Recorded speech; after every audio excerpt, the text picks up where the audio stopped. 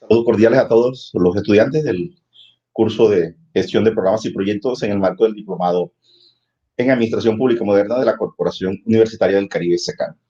Iniciamos nuestro tercer video de compartir conocimientos y temáticas y explicaciones respecto al contenido del curso, que fue comunicado y socializado en la guía de aprendizaje, respondiendo a las programaciones académicas de la corporación. En esta parte de hoy vamos a asumir la explicación de lo que es el ciclo de vida de un proyecto, basados en el siguiente material disponible para ustedes vía. Como pueden ver, vamos a trabajar esta parte de la identificación y formulación de proyectos con un enfoque desde el punto de vista del ILPES, el Instituto Latinoamericano de Planificación Económica y Social de la CEPAL, de las Naciones Unidas. Vamos a hacer énfasis en un aspecto primero de contexto en términos del desarrollo local, y lo que tiene que ver con el desarrollo de clúster alrededor del desarrollo local, cómo los proyectos engranan y entran a formar parte de este tipo de iniciativas de desarrollo territorial. Y luego entramos al ciclo de vida del proyecto y dejamos una tarea específica para los estudiantes. En primer lugar, este es el contexto general de los proyectos de inversión pública, ¿no? Los estudiantes deben comprender que los proyectos de inversión pública no son unas islas, sino que están interrelacionados con todas las dinámicas territoriales en lo social, en lo económico, en lo político, en lo cultural y ambiental, por lo menos, y que esas dinámicas son muy complejas y están en permanente ebullición y en permanente transformación. Y también enfrentados a retos como los que estamos viviendo en estos momentos, ¿no? Estamos ya aquí en nuestro segundo día de cuarentena, de aislamiento social preventivo obligatorio contra la pandemia, y pues eso nos ha obligado también a este mismo medio cómo cambian situaciones. Fíjense que ustedes tenían programadas unas sesiones presenciales en la corporación, en la universidad, y miren cómo todo tuvo que ser cambiado de manera rápida y cómo se reacciona frente a estas situaciones. Lo mismo pasa con los proyectos de inversión pública. Ellos responden a una iniciativa, responden a unas dinámicas, y estas mismas dinámicas tienen que irse ajustando a los cambios y a las exigencias del entorno. Entonces, miren que en este enfoque de clúster y desarrollo local, en el gráfico ustedes ven un gráfico de orden circular, donde hay un primer nivel que es general, otro nivel intermedio y un nivel individual o microeconómico, ¿cierto? Entonces, miren que en términos de la mesoeconomía, que está alrededor de la inversión de proyectos públicos, ¿sí? Miren cómo hay toda una cantidad de elementos. Luego en lo microeconómico están otros, y ya en el centro del gráfico son las empresas en sí que están ubicadas en los territorios. Porque en última lo que se pretende con este gráfico es explicarles a ustedes que los proyectos de inversión pública también son los generadores de condiciones para que el desarrollo productivo, para que el crecimiento económico, para que el desarrollo local se genere en una sociedad. Por ejemplo, una buena infraestructura vial en un municipio es mucho más atractiva que un municipio con debilidades en materia de infraestructura vial para los inversionistas. Un municipio que tenga una buena dotación de servicios públicos domiciliarios con calidad y cantidad suficiente es mucho más atractivo que un municipio donde no se reúnan las condiciones de suministro de los servicios públicos básicos a sus habitantes. Entonces, esos son elementos atractivos para el inversionista privado, de tal manera que las empresas van a buscar nichos de reproducción y de explotación y de aprovechamiento de las ventajas competitivas y comparativas y absolutas en la medida de que concurran esa serie de elementos. Entonces, miren que en términos de lo mesoeconómico, ¿qué va a encontrar hacia dónde apunta el desarrollo local en materia de mesoeconomía y a nivel de proyectos de inversión? Pues que se debe generar todo un entorno innovador del fomento empresarial, ¿cierto?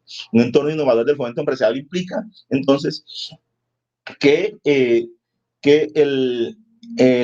las empresas debe haber todo un ambiente a su alrededor, a nivel general, que sea propiciado para que el desarrollo tecnológico genere mayor valor agregado en los productos.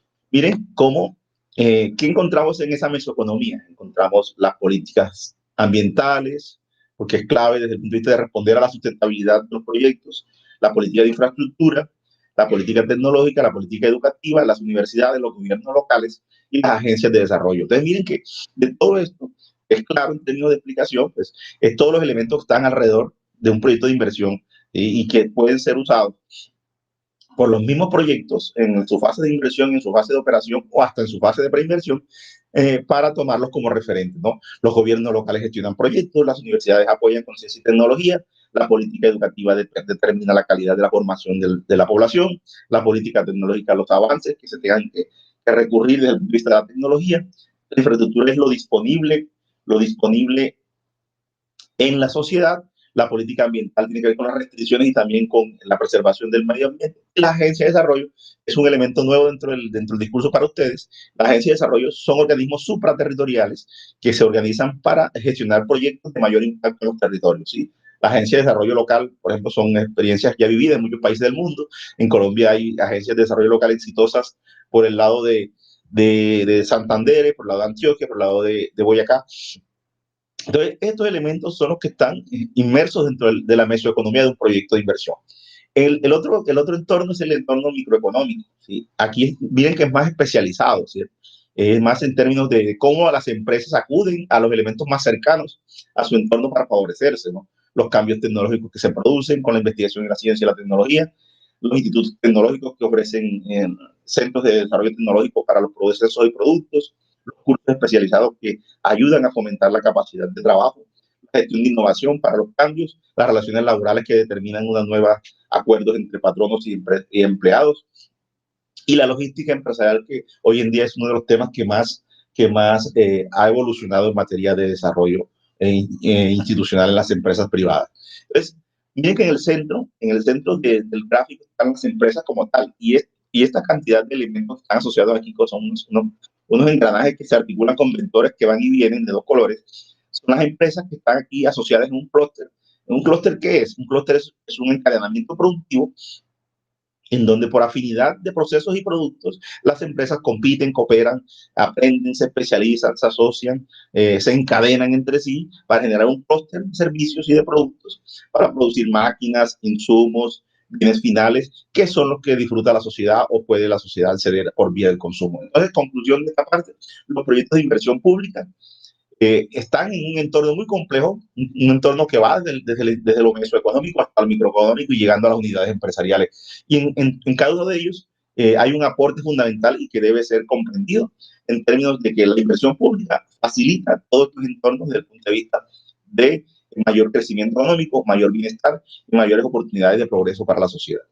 Bien, entonces, una vez comprendido esta parte, pasamos a que los proyectos de inversión, ¿sí?, aumentan el desarrollo en la medida en que a mayores proyectos de inversión, mayor desarrollo en un territorio, tanto en lo meso como en lo micro. Entonces, los proyectos de inversión son la materialización de la inversión tanto pública como privada. Es decir, aquí hablamos de cursos de inversión pública, pero también hay proyectos de inversión privada que hacen los empresarios, que hacen los inversionistas y que también contribuyen al desarrollo de los territorios. Los proyectos son la materialización de esa inversión y que están enfrentados a una necesidad concreta, ¿no?, que busca asegurar las mejores alternativas para asignar y usar eficientemente los recursos. De tal manera que, frente a una necesidad, yo escojo cuál es la mejor alternativa para resolverla y que en términos de costos, como lo hablamos en el video anterior, ¿no?, en términos de pertinencia, en términos de eficiencia, de costos y de calidad. Y al final de cuentas, estas experiencias en los territorios y en la sociedad ayudan a enriquecer los procesos de decisión y de gestión, ¿sí?, porque las comunidades y las sociedades y los gobiernos aumentan su conocimiento en cómo solucionar los problemas de la sociedad. Es decir, ya hay menos desperdicio de recursos, se aseguran proyectos pertinentes y de calidad, ya no se va a estar generando obras desde el punto de vista de lo que llama uno los elefantes blancos o esa cantidad de obras inconclusas que encontramos en nuestros territorios. Y al final de cuentas, el producto final es que se debe mejorar la capacidad para elaborar y evaluar los proyectos de inversión pública. Es un aprendizaje social, es un aprendizaje que es acumulativo y que entre éxitos y fracasos se va determinando los valores agregados que la sociedad debe ir acumulando para efectos de mejorar la toma de decisiones alrededor de la inversión pública. De tal manera que el curso toma su sentido cuando hablamos del ciclo de vida. Ciclo de vida de un proyecto implica lo mismo que el ciclo de vida de un enfoque sistémico, ¿no?, y de un ser vivo, ¿no?, un proyecto que nace con una idea, con una chispa y que luego va creciendo, se va madurando hasta cuando ya se entrega en su fase de maduración y en su fase de operación. Y es una especie, no lo podríamos, pues lógico también un ciclo de nacer, reproducirse y morir, pero acá en términos de la reproducción está asociada con la prestación de los servicios, con la operación del servicio y con la vida útil que tendrá el proyecto a lo largo del tiempo. Entonces, miren que el ciclo de vida del proyecto, como lo estamos presenciando aquí en esta gráfica de diapositiva, es parte de un problema que hay que resolver a la sociedad. O sea, la sociedad, en nuestras sociedades, sobre todo, ustedes lo mismo lo padecen, lo sufren, lo viven en sus territorios respectivos. Se enfrentan a diario con problemas. Los alcaldes llegan a administrar problemas en sus comunidades. Es decir, y muy pocas veces están bien acompañados a la hora de resolver los problemas. Y hay más gente que lleva diariamente a los despachos de los alcaldes o de los mandatarios locales resolución o solución de problemas que en los problemas. Es decir, la gente le lleva problemas al alcalde, no le lleva solución ni alternativa. Entonces, ¿qué importa en esta parte? Que ustedes como estudiantes de administración pública tengan en cuenta que el ciclo de vida del proyecto parte de un problema, pero para nosotros como formuladores de proyectos eso se nos debe convertir en toda una oportunidad para desarrollar habilidades y destrezas, para desarrollar competencias, en la medida en que todo problema que nosotros veamos en una sociedad, en una comunidad, en un territorio, es una oportunidad para ejercitar nuestro aprendizaje social como formuladores de proyectos. Entonces, el problema debe pasar a una fase de identificación, ¿sí? Es una fase técnica, una fase formal, una fase muy reposada, una fase en donde el formulador de proyectos debe conocer la realidad que quiere abordar y que quiere transformar al resolver la situación problemática. Y para ello, pues él se hace valer de una herramienta que ya hemos explicado en anteriores videos, que es la evaluación ex ante. Es decir, yo antes de que el proyecto se invierta, yo puedo verificar que el proyecto va a tener un nivel de éxito o de fracaso en la medida de esa evaluación técnica y sometida a una rigurosidad científica. Entonces, cuando yo tengo esta identificación del problema y ya yo he formulado las alternativas, ¿sí?, que podrían resolver el problema, ¿sí?, y digamos, verbigracia, una situación de consumo de agua maltratada en una comunidad, yo puedo resolverla de diferentes maneras. Puedo resolverla por vía de llevarle carro tanque cada 2 días a las familias. Puedo resolverlo trasladando a la comunidad de una manera radical a otra zona más cercana donde ella provea provisión de sistemas de agua, o puedo intentar resolverlo con un sistema de microacueducto, dada la disponibilidad de fuente hídrica en la cercanía del territorio. Pero miren que hay 3 alternativas. Yo establezco una evaluación ex ante en términos de costos, en términos de viabilidad financiera, de viabilidad económica, de viabilidad social, de viabilidad ambiental, y escojo la mejor alternativa.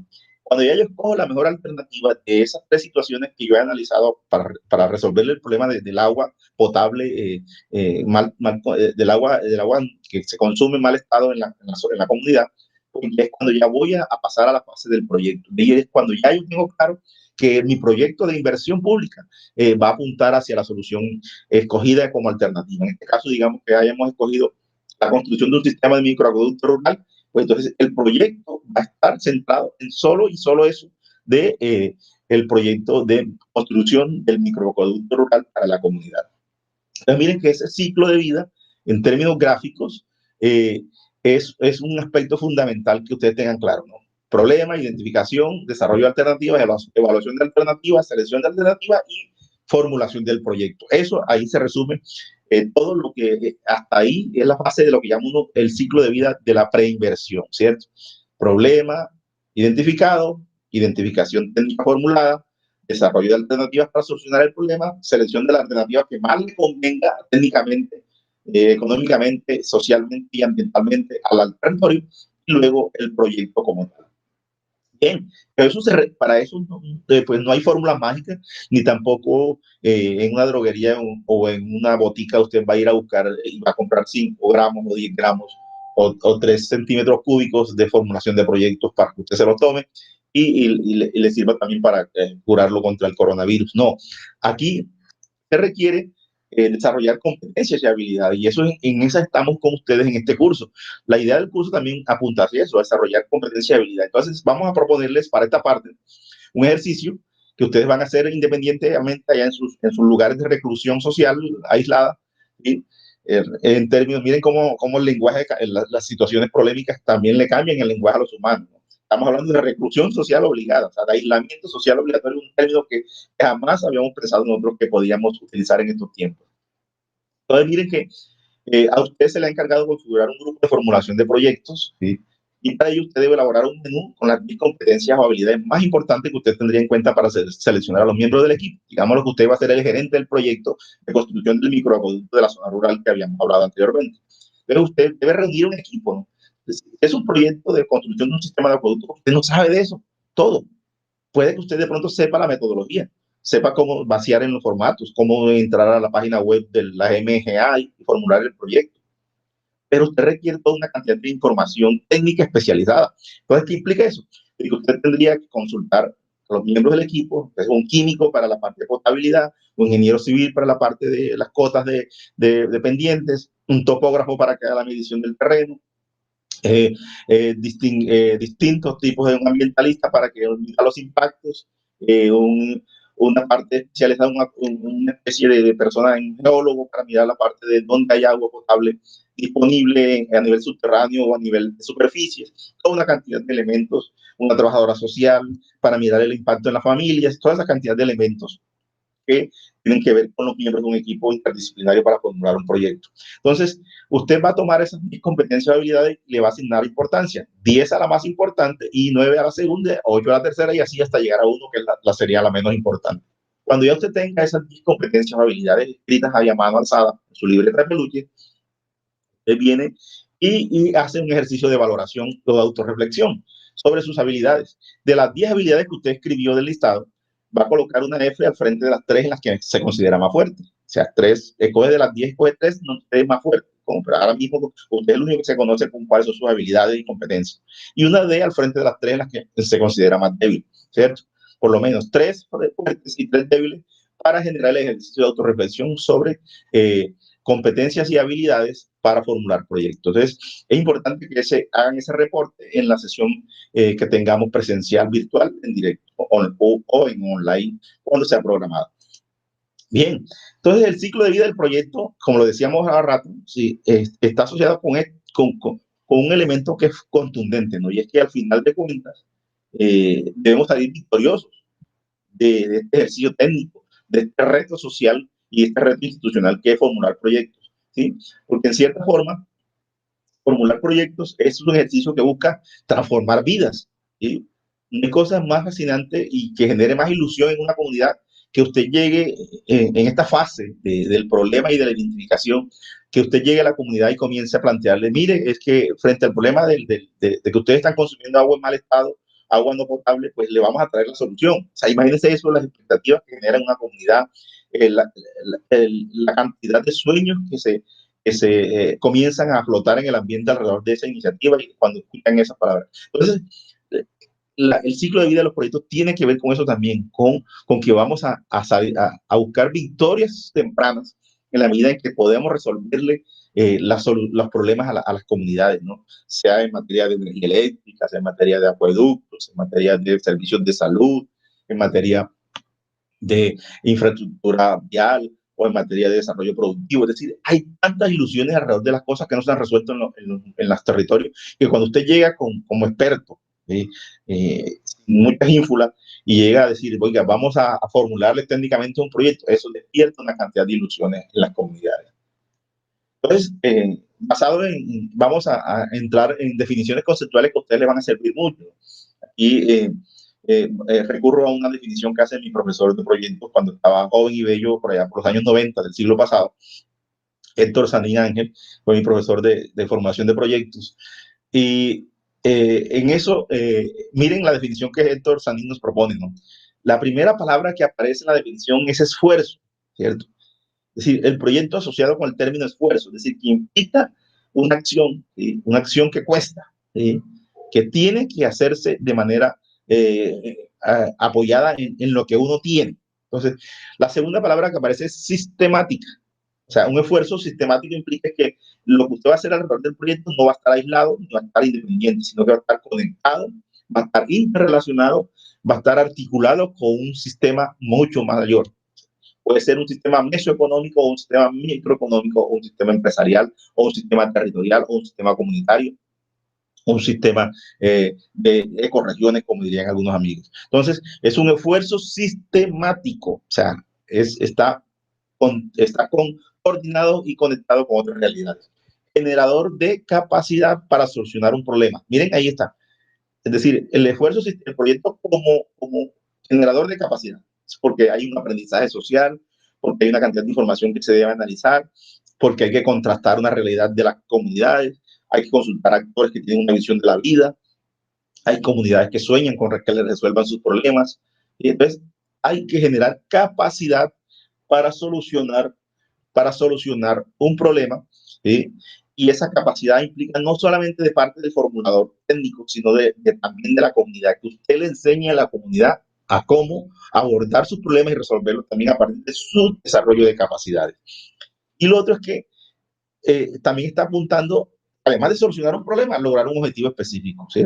Y es mejorar la calidad de vida de las comunidades, es trazarse metas en términos de bienestar, es resolverle problemas de carencias a la gente. Entonces, es importante que eso lo tengamos claro en el concepto de proyecto. Y por lo tanto, requiere la aplicación de recursos físicos, tecnológicos, financieros, humanos, y en un espacio y en un tiempo determinado. ¿Cierto? Espacio porque todo proyecto está localizado en una situación real, un territorio, un espacio físico. Y ese espacio físico tiene nombre. Es una comunidad, es un barrio, es un municipio, es un departamento, es una sociedad nacional. Entonces, es un espacio concreto, es un territorio. Y en un tiempo determinado porque todo proyecto tiene un horizonte, ¿no? Un día cero, un tiempo cero y un tiempo n. De tal manera en esa fase de inicio hasta cuando termina, el horizonte del proyecto implica un tiempo finito, un tiempo que debe ser monitoreado y controlado y programado. Entonces, conclusión de esta parte de la definición del Dr. Sanín sobre proyectos, que es un esfuerzo sistemático, porque está articulado, es generador de capacidad, porque debe enseñarle a la gente y está apuntando a resolver un objetivo específico concreto, que es una meta que se traza frente al problema existente. Y que para ello pues hay que recurrir a recursos en un espacio determinado y a un tiempo de vida desde el punto de vista de su inversión. Entonces, es importante que tengan claro que esta definición apunta a dos aspectos específicos. Uno, la generación de capacidades y dos, el logro de objetivos concretos en el territorio. Bien, entonces miren que esa definición de proyectos que Héctor Sanín nos propone como esfuerzo sistemático generador de capacidades, ¿sí? En los territorios usted va a encontrar dos tipos de proyectos. Dos tipos de proyectos que los vamos a mirar desde dos perspectivas aquí cromáticas, ¿no? Una perspectiva en azul claro y otra perspectiva como en violeta, ¿no? En perspectiva de azul claro, como está en la diapositiva, se le llamaría proyectos tipo 1, que son los proyectos de instalación, y los proyectos de tipo 2 son proyectos programa. Entonces, miren, vamos a diferenciar muy bien para que ustedes no se generen confusiones al momento de abordar estas realidades en sus territorios. Los proyectos de instalación son de instalación dura, ¿sí? Son que crean infraestructura física, ¿sí? Desde el punto de vista digamos, lo que estamos comentando, el ejemplo del acueducto, el ejemplo del distrito de riego, el ejemplo de la carretera y el ejemplo de la escuela, el ejemplo del centro de salud. Es decir, son proyectos que se convierten en una unidad productiva porque van a estar ahí materializados visiblemente y van a estar en funcionamiento generando servicios y generando satisfacciones con la prestación de esos servicios o con la producción de esos bienes. Entonces, en conclusión de esta parte de los proyectos tipo 1, son proyectos de infraestructura física y son los que generan acervo de capital fijo en el territorio, ¿no? Todo lo visible que hay en el territorio y que la sociedad disfruta. En este caso, estamos hablando de proyectos tipo 1. Los proyectos tipo 2 son los proyectos programas, ¿sí? Los proyectos programas no utilizan inversión dura, sino inversión blanda. Son aquellos proyectos que aprovechan la capacidad disponible en las instituciones públicas y en la sociedad y que no se convierten en una unidad productiva. Es decir, mientras los tipos 1 son de infraestructura dura, los programas o proyectos son de infraestructura blanda. Es decir, duros y blandos implica en términos de que los proyectos programativos o proyectos tipo 2 solamente requieren de unas condiciones y asignar los recursos temporalmente. Entonces, miremoslo con dos ejemplos, los dos tipos de proyectos. En el caso de los proyectos productivos de infraestructura, ¿sí? en el caso de un distrito de riego, un acueducto, el propósito se realiza durante la fase de operación. Es decir, ¿qué quiere decir eso? Que el acueducto va a cumplir con su propósito en la comunidad, o el distrito de riego en la comunidad de productores rurales, va a cumplir su propósito es cuando ya se dé al servicio. Es decir, un acueducto mientras se esté construyendo no va a servirle a ninguna comunidad. El acueducto va a entrar a funcionar a partir de que ya esté terminado y se entregue a la comunidad, ¿sí? O a la sociedad. Entonces ahí es cuando el propósito se realiza, durante la fase de operación, que viene siendo la última fase del ciclo de los proyectos. Y en los proyectos asociados a proyectos de instalación, los tipo 1, son proyectos de necesidades recurrentes. Es decir, son necesidades muy visibles en la sociedad y en la comunidad y que tienen que ser solucionados. La gente tiene que todos los días consumir agua. La gente todos los días tiene que, los productores agropecuarios tienen que sembrar, tienen que cosechar. Y son necesidades recurrentes. Y el proyecto, a su vez, una vez que ya están en operación, cuando ya va a entregarse a la sociedad, requiere un proceso de institucionalización, ¿no? Y eso es como una especie de un tránsito a una gerencia de operaciones, verbigracia, ¿no? Un centro de salud, cuando se entrega al servicio de la comunidad, va a requerir una administración, va a requerir unos médicos, va a requerir unos paramédicos, va a requerir unos insumos y unas dotaciones. Lo mismo con un sistema de acueducto, va a requerir una junta administradora, una empresa que lo administre, un sistema de facturación, un sistema de administración de personal, de recursos técnicos. Y lo mismo que una escuela. Una escuela, cuando se entrega al servicio de la sociedad, pues va a requerir un director docente, va a requerir unos docentes, unos administrativos.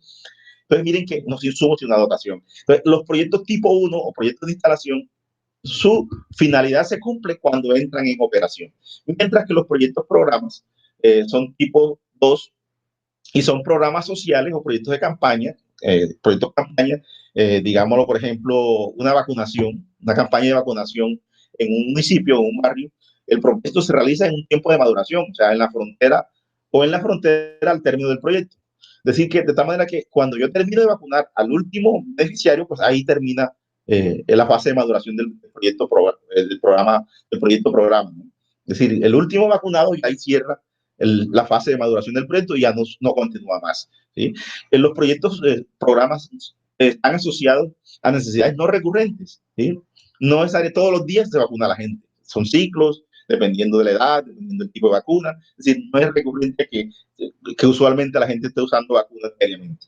Y no hay institucionalización, el proceso automadura o pasa a depender de la apropiación por los beneficiarios, es decir, llega un momento en que ya la población la población, eh, la población vacunada pues ya recibe el beneficio de la vacuna y de la inmunización.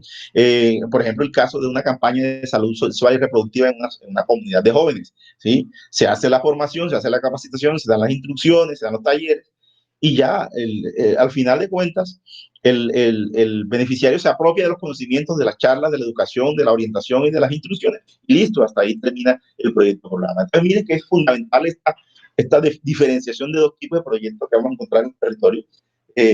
Los proyectos tipo 1 son proyectos de infraestructura física y los proyectos programas o de tipo 2 son proyectos de inversión blanda. Creo que queda claro al respecto en términos de diferenciar los dos tipos de proyectos que vamos a encontrar en los territorios. De tal manera que en esta parte del ciclo de los proyectos, todo lo que conocemos como preinversión, o sea, antes de pegar el bloque, antes de cavar las zanjas, antes de romper la montaña para abrir la carretera, lo que se necesita es información. Eso es el principal insumo que un formulador de proyectos tiene disponible en el entorno inmediato, ¿sí? Información para madurar la idea del proyecto, para definir su perfil, para hacer la prefactibilidad, para hacer la factibilidad social, ambiental y económica y para identificar el proyecto, ¿cierto? Para formular el proyecto. Entonces, miren que ahí estamos hablando de 5 niveles de información que usted va a requerir para la formulación de proyectos, ¿cierto? Y eso, en la medida en que va madurando la información en cada una de las etapas del ciclo, según niveles de elaboración de información, el nivel de incertidumbre va disminuyendo, ¿no? Va disminuyendo hasta cuando tiene usted la certeza suficiente, ¿no? De qué es lo que quiere hacer desde el punto de vista de como formulador de proyecto, de tomar nota, tomar datos, escoger los mejores datos, vaciar en los formularios la información precisa.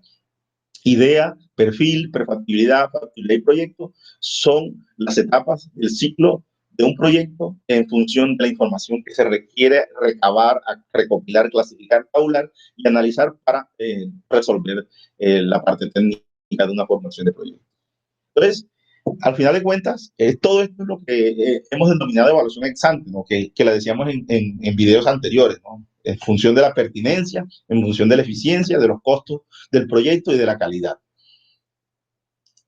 Entonces, miren que en el ciclo de vida del proyecto, en toda esta evaluación ex ante, para llegar a formular el proyecto, lo importante es qué tanta buena información tiene usted recopilada, clasificada y tabulada para usar en el proyecto, y que le va a determinar la mejor alternativa de selección con la que usted va a madurar el proyecto. Es decir, si usted tiene buena información, o sea, buenas entradas, usted va a tener buena información para vaciar en el proyecto, es decir, buenas salidas.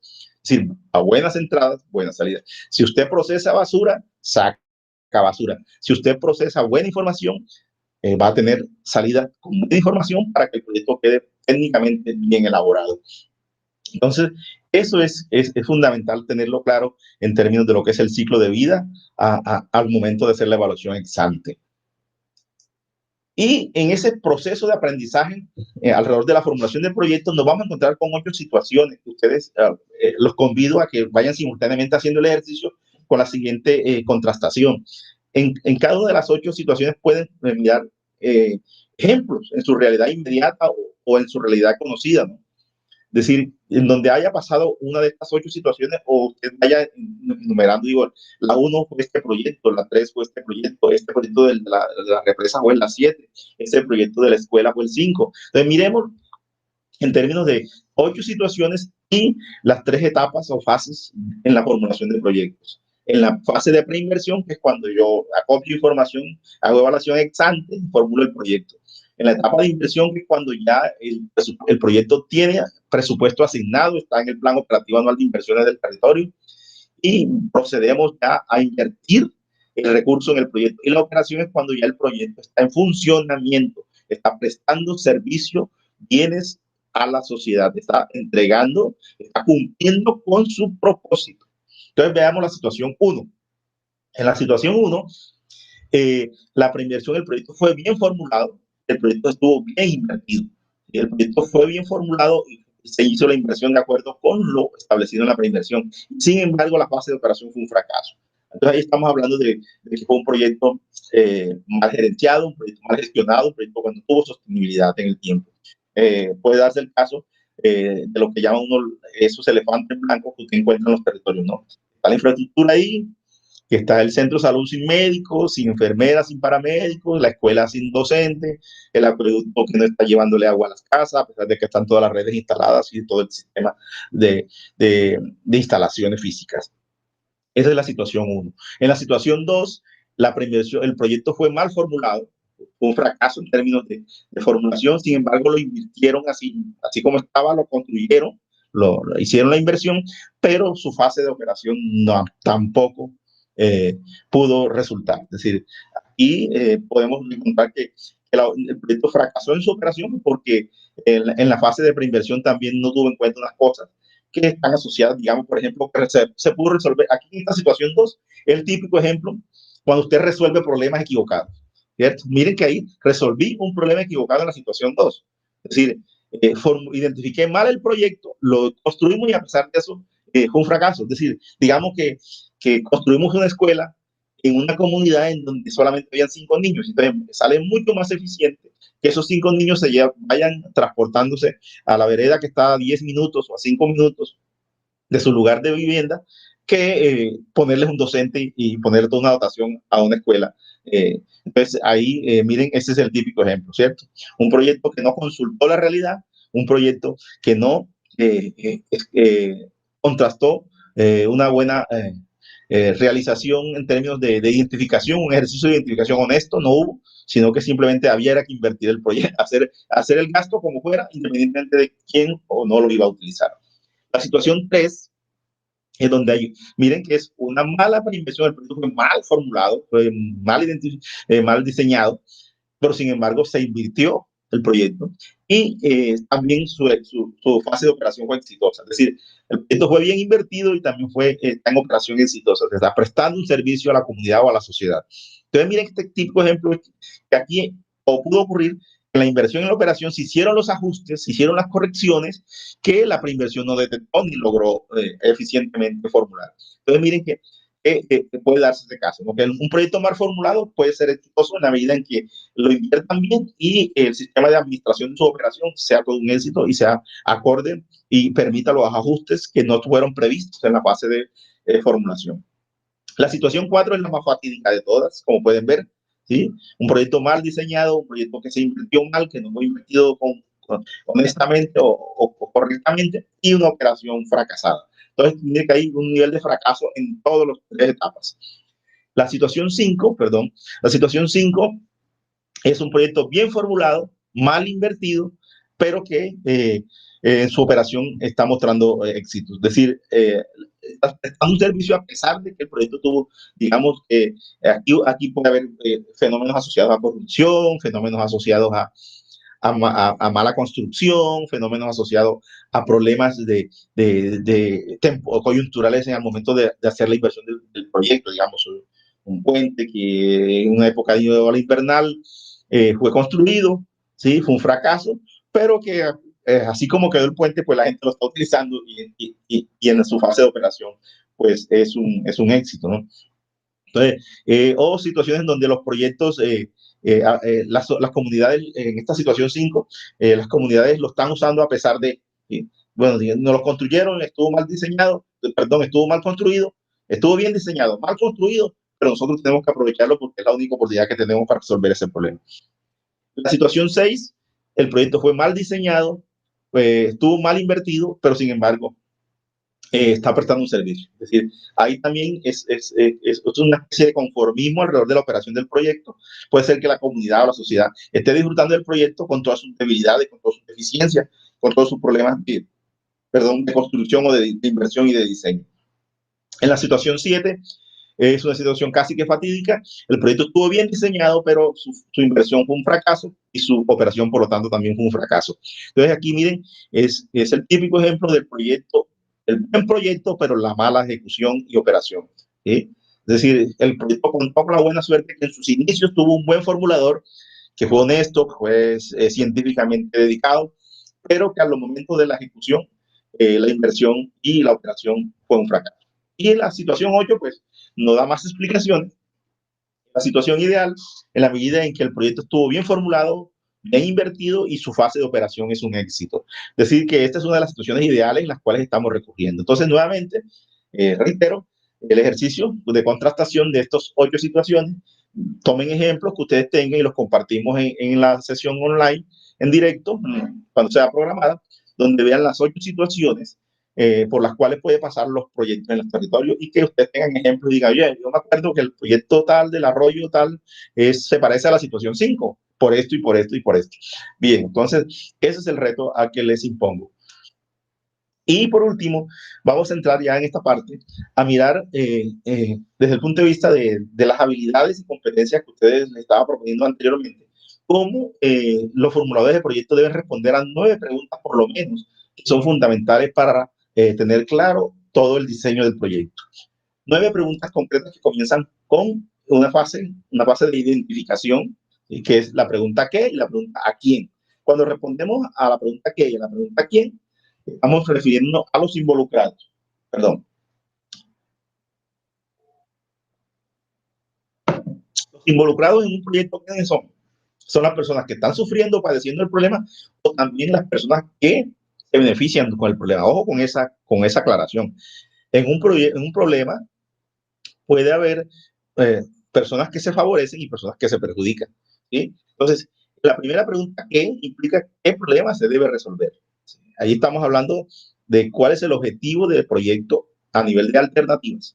Es decir, yo voy a resolver el problema del consumo de agua en mal estado. Esto implica que yo debo evaluar varias alternativas y resolverlas en el tiempo. Y el a quién ¿A quién se dirigirá la solución? Estamos hablando de la población afectada, la demanda insatisfecha, el contexto territorial en el cual yo voy a resolver el problema, ¿cierto? Entonces, decíamos que los involucrados tanto pueden ser población afectada como población beneficiada con el problema. El ejemplo típico es el de el señor que vende agua en un carro tanque en la comunidad o en el barrio. Si le resuelven a la comunidad el problema del acueducto, de que le instalen sistema de acueducto a la comunidad, a la vivienda, pues el primer afectado va a ser él, porque ya va a dejar de lucrarse con el negocio. Y en cambio, la población afectada será beneficiada con la solución. Entonces, aquí estamos hablando de dos preguntas claves que parten de identificar el problema, ¿cierto? ¿Qué problema debo resolver y a quién voy a resolverle ese problema? Entonces, estamos hablando de alternativas y de población. Las siguientes tres preguntas tienen que ver con aspectos tecnológicos del proyecto. ¿Cuánto implica el tamaño? ¿No? ¿Cuánto se producirá con cuánta capacidad? ¿Cuántos litros por segundo de agua potable va a generar el pozo que va a alimentar el acueducto? ¿Cuánto es la capacidad del tanque elevado que va a darle por gravedad agua a la comunidad? ¿Sí? ¿Cuántos metros lineales de pavimento?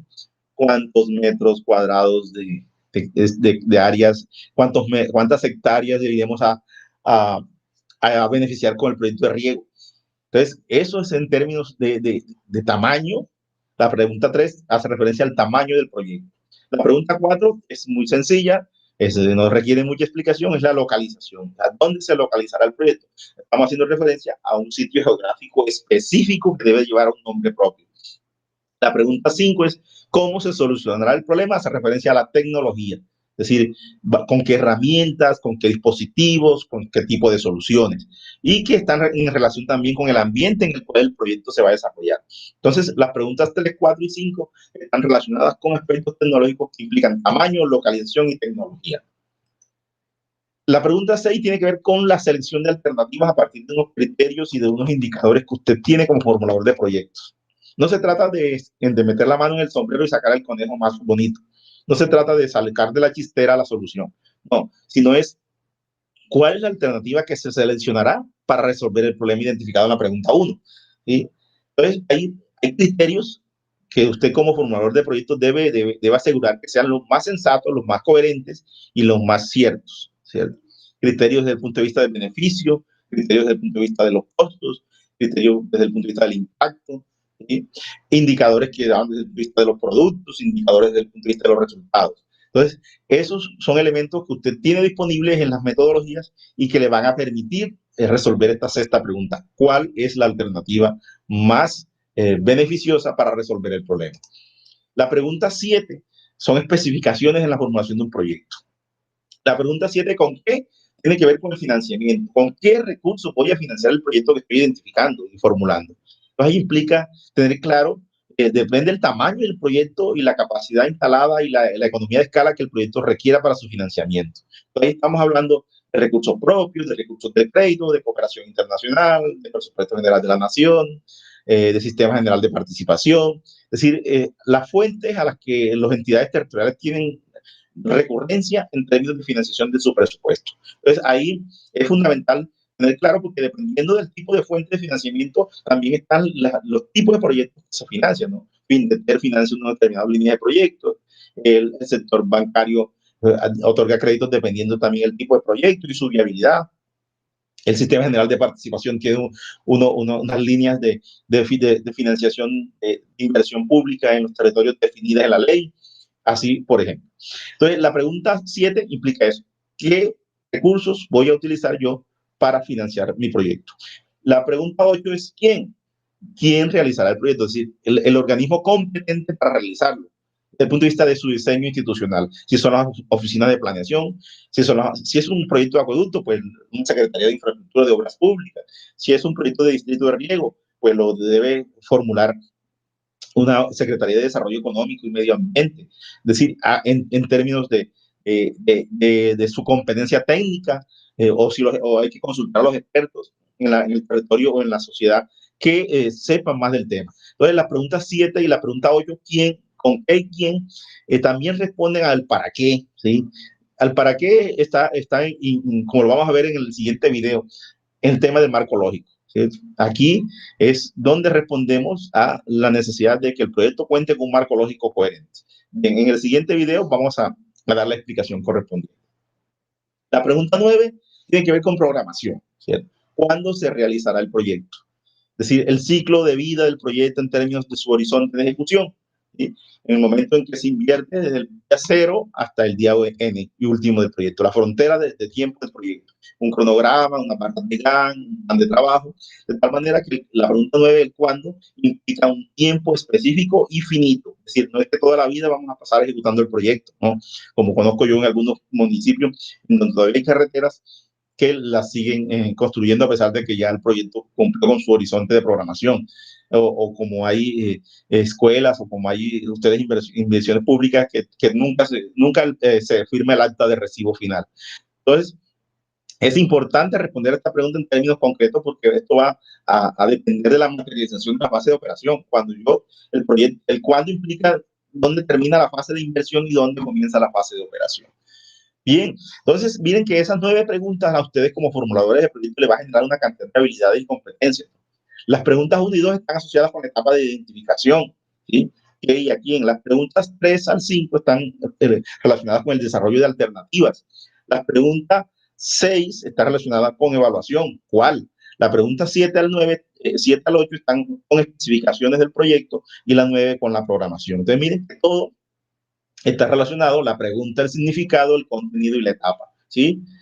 Entonces, eso es fundamental que tengan claro, muy importante esta parte, porque le deja a usted la noción global de cómo un proyecto, miren que a través de estas 9 preguntas, usted resuelve la situación que luego, después de hacerse estas 9 preguntas, usted tendrá claro qué va a vaciar en los formatos, qué va a vaciar es decir, qué información usted va a procesar para formular de manera técnica y precisa el proyecto de inversión pública. Bien, jóvenes, niñas, niños, terminamos aquí esta parte del video, del tercer video, en donde presentamos a ustedes todo lo que tiene que ver con el ciclo de vida del proyecto.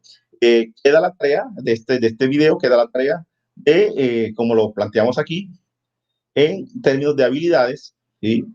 Colocar una F al frente de las 3 habilidades o competencias más fuertes y una D al frente de las que se considera más débil desde el punto de vista de la formulación de proyectos. Entonces,